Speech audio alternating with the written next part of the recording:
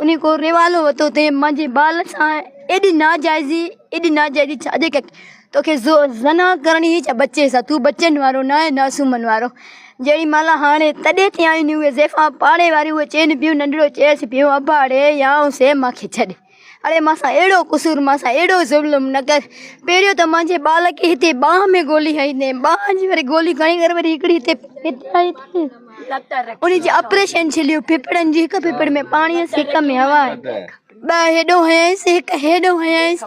जेको छोकिरो भॼी न सघे पियो, 2 गोलियूं खाई उहो हेठि ज़मीन ते किरियो आहे, वरी लटा उन कयूं अथई, वरी मथो उन जे मथां फायर कया अथई। सना त करणु चाहे पियो न अॻ में, त असां वटि त इहे ई सबूत आहिनि, जेके खून वारा उन जा कपिड़ा पिया आहिनि।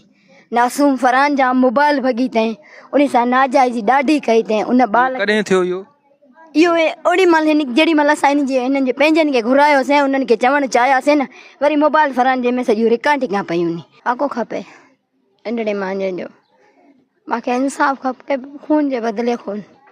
मुंहिंजो नासूम आहे, मुंहिंजी जी उमिरि हुई अहिड़ी, उन सां छोकिरे उन छोकिरे हिन सां एॾी नाजाइज़ी कई, एॾी नाजाइज़ी कई फरहान सां मंदास छो कयईं, छा जॻह कहिड़ो इंजो क़ुसूर हो बचे जो।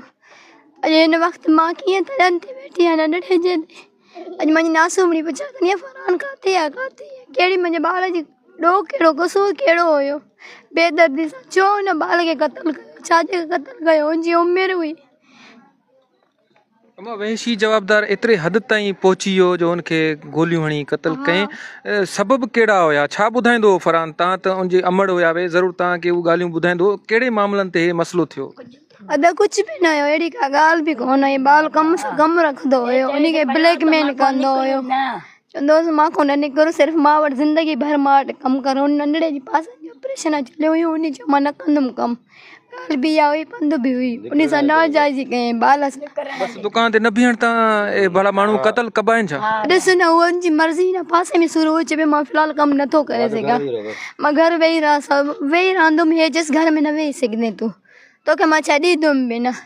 हे लगातार कढ हुयुसि, यका 2-3 महीना थी विया, बाल मूंखे यका चवंदो अम्मी मुंहिंजी जान खे ख़तरो आहे, अम्मी मूंखे जान खे ख़तरो आहे। असां न त कीदासीं, असांखे कहिड़ी ख़बर हुई त नंढड़े मुंहिंजे वीचारे बाल सां अहिड़ी हालत कंदो, अहिड़ी ज़ातियूं कंदो, कहिड़ो क़सूर हुयो नासूम।